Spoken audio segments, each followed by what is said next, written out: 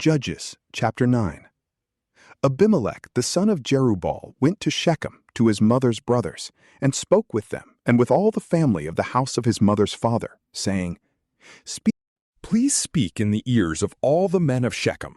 Is it better for you that all the sons of Jerubbaal, who are 70 persons, rule over you, or that one rule over you? Remember also that I am your bone and your flesh. His mother's brothers spoke of him in the ears of all the men of Shechem all these words. Their hearts inclined to follow Abimelech, for they said, He is our brother. They gave him 70 pieces of silver out of the house of Baal-berith, with which Abimelech hired vain and reckless fellows who followed him. He went to his father's house at Ophrah and killed his brothers, the sons of Jerubbaal, being 70 persons, on one stone. But Jotham, the youngest son of Jerubbaal, was left, for he hid himself. All the men of Shechem assembled themselves together with all the house of Millo, and went and made Abimelech king by the oak of the pillar that was in Shechem. When they told it to Jotham, he went and stood on the top of Mount Gerizim, and lifted up his voice, cried out, and said to them, Listen to me, you men of Shechem, that God may listen to you. The trees set out to anoint a king over themselves. They said to the olive tree, Reign over us. But the olive tree said to them, Should I stop producing my oil, with which they honor God and man by me, and go to wave back and forth over the trees? The trees said to the fig tree, Come and reign over us. But the fig tree said to them, Should I leave my sweetness and my good fruit, and go to wave back and forth over the trees? The trees said to the vine, Come and reign over us. The vine said to them, Should I leave my new wine, which cheers God and man, and go to wave back and forth over the trees? Then all the trees said to the bramble, Come and reign over us. The bramble said to the trees, If in truth you anoint me king over you, then come and take refuge in my shade. And if not, let fire come out of the bramble and devour the cedars of Lebanon. Now therefore, if you have dealt truly and righteously, in that you have made Abimelech king, and if you have dealt well with Jerubbaal and his house, and have done to him according to the deserving of his hands. For my father fought for you, risked his life, and delivered you out of the hand of Midian.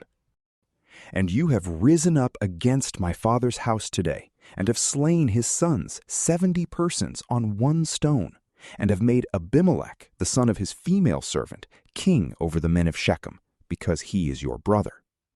If you then have dealt truly and righteously with Jerubbaal and with his house today, then rejoice in Abimelech, and let him also rejoice in you.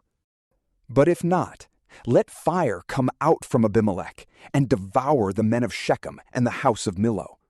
And let fire come out from the men of Shechem and from the house of Millo, and devour Abimelech. Jotham ran away and fled, and went to Beer, and lived there, for fear of Abimelech his brother. Abimelech was prince over Israel 3 years. Then God sent an evil spirit between Abimelech and the men of Shechem, and the men of Shechem dealt treacherously with Abimelech, that the violence done to the 70 sons of Jerubbaal might come, and that their blood might be laid on Abimelech their brother who killed them, and on the men of Shechem who strengthened his hands to kill his brothers.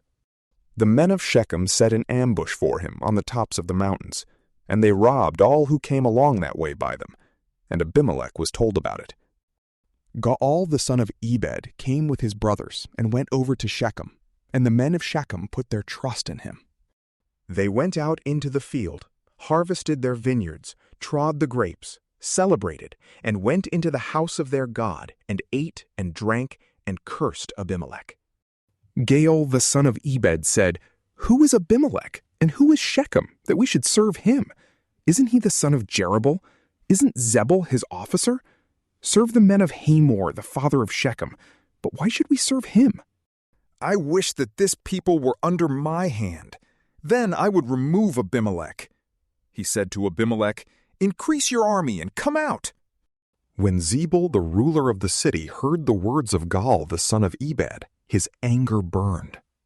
He sent messengers to Abimelech craftily, saying, "Behold, Gaal the son of Ebed and his brothers have come to Shechem, and behold, they incite the city against you.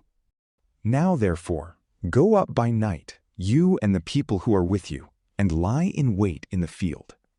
It shall be that in the morning, as soon as the sun is up, you shall rise early and rush on the city. Behold, when he and the people who are with him come out against you, then may you do to them as you shall find occasion." Abimelech rose up, and all the people who were with him by night, and they laid wait against Shechem in 4 companies. Gaal the son of Ebed went out and stood in the entrance of the gate of the city.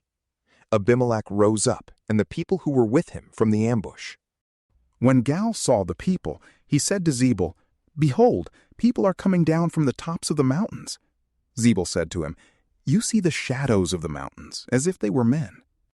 Gaal spoke again and said, "Behold, people are coming down by the middle of the land, and one company comes by the way of the oak of Meonenim." Then Zebul said to him, "Now where is your mouth, that you said, 'Who is Abimelech, that we should serve him?' Isn't this the people that you have despised? Please go out now and fight with them."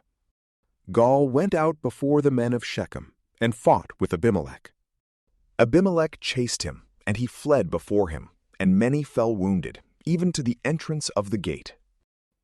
Abimelech lived at Arumah, and Zebul drove out Gaal and his brothers, that they should not dwell in Shechem.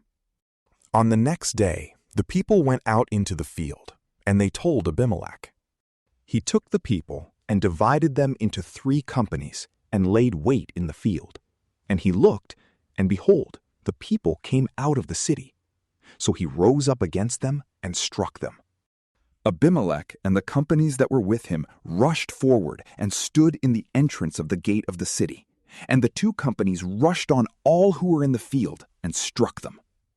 Abimelech fought against the city all that day, and he took the city and killed the people in it. He beat down the city and sowed it with salt. When all the men of the tower of Shechem heard of it, they entered into the stronghold of the house of Elbereth. Abimelech was told that all the men of the tower of Shechem were gathered together. Abimelech went up to Mount Zalmon, he and all the people who were with him. And Abimelech took an axe in his hand, and cut down a bough from the trees, and took it up and laid it on his shoulder. Then he said to the people who were with him, "What you have seen me do, make haste and do as I have done."